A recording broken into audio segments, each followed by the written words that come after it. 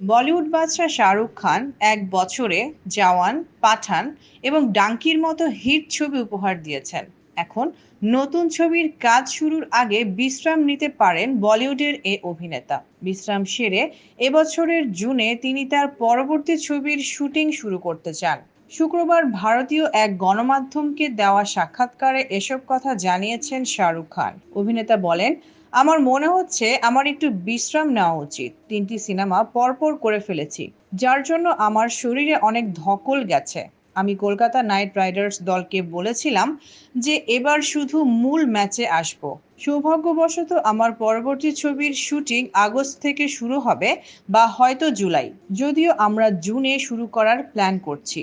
আমি সব হোম ম্যাচে আসতে চাই, কারণ কলকাতা আমার বাড়ির মতো। তবে শাহরুখ ছবির নাম বা অন্যান্য বিবরণ প্রকাশ করেননি। এদিকে শাহরুখকে স্টেডিয়ামে প্রায়ই তার ছোট ছেলে আবরামকে নিয়ে আসতে দেখা গেছে। Mou Rahman, news desk, ITV Bangla.